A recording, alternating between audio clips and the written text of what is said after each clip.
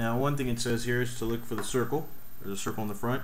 It's just to make sure that the PC board of all the legs faces forward, which is this one here, this circular one by my finger, in between my two fingers here.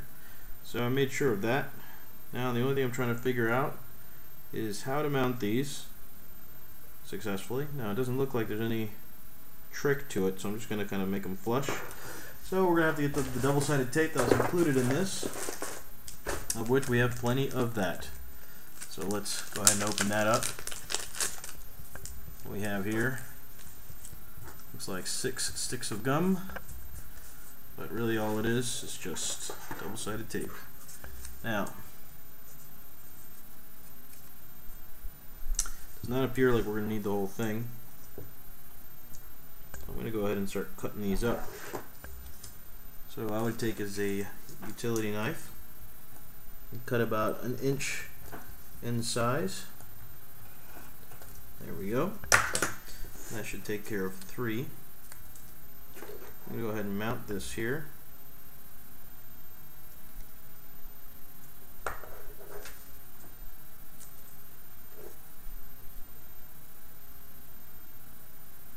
Onto each servo.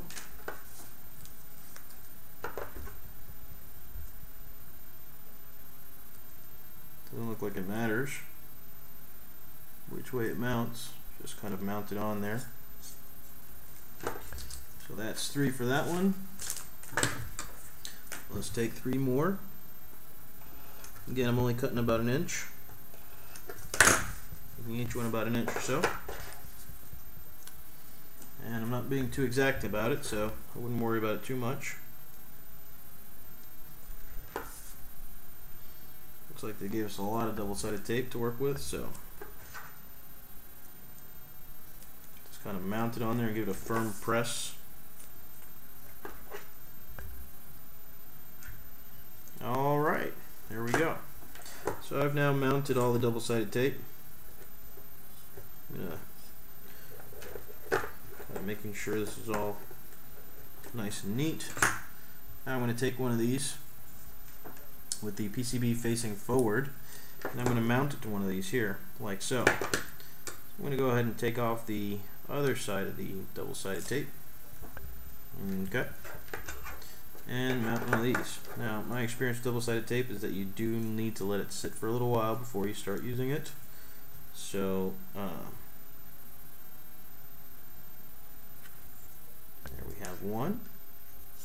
And I'm just kind of eyeballing it and flush mounting it, but there you go. So this now has a whole bunch of freedom to do as it needs to. I don't recommend moving it that much right now until it is finished setting in place. This is actually going to go on this side here. So let's move forward with that one.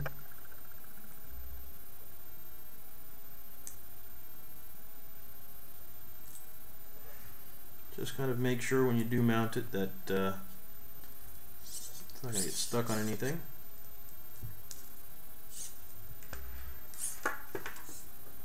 And what I'm doing is I'm going to kind of let the legs spread out a bit. And I'm going to move these cables off so that it doesn't get too unruly. Again, there are a lot of servos here, so I'm going to grab only the legs that make sense for this side. Alright.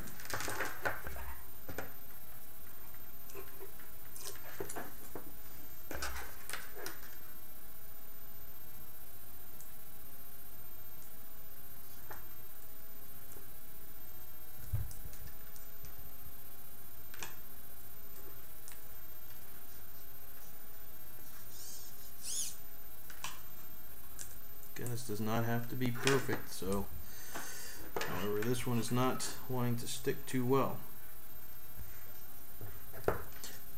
Looks like it wouldn't hurt if you actually put a tie wrap on these. Not sure if it's going to let you do it later on or instruct us to do it, but I think to be on the safe side would be a good idea, even if it doesn't tell you to do it. simply because this double-sided tape kind of becomes unstuck easily, and you wouldn't want one of your legs on your robot to fall off on you mid-movement.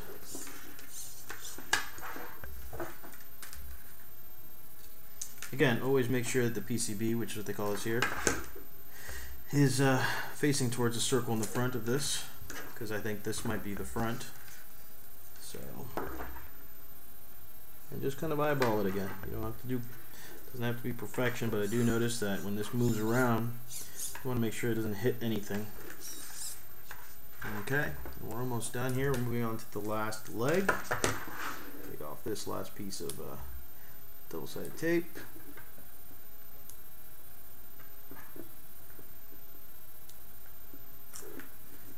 Alright, and here we go.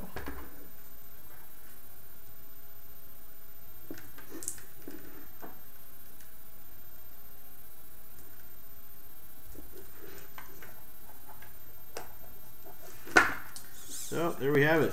We are fully connected, and we definitely have a lot of wires hanging out of this sucker. But as you can see, everything is connected, and we're going to have a hoot of a time getting these cables in place and organized. So,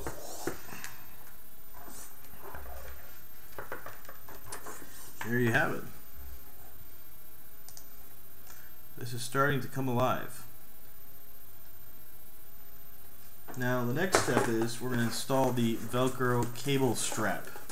So according to this, that Velcro cable strap is going to be thread through the middle with the handle in front aiming towards the circle. And let's see what we have. So it looks like you just kind of thread it through here. No real thought behind it, just put it in. And there you go. The next step, step 8, is to install the servo commander. Now, we're going to stop here before we continue. Kind of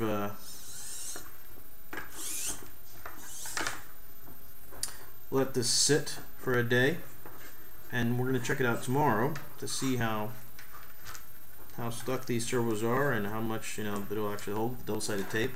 We might go ahead and add some tie wraps of our own around these servos to make sure that they don't move.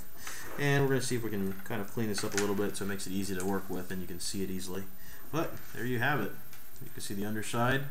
We have basically 1, 2, 3 servos per leg. There are 6 legs, so that makes 18 servos. So that means we have 18 cables to deal with. If you're not going to use the Servo Commander 32, you better use something that has at least 18 or so pulse width modulation connectors on the microcontroller, so that way you can go ahead and use this. Pulse width modulation, I think is PWM, is what they typically call them, but there you have it.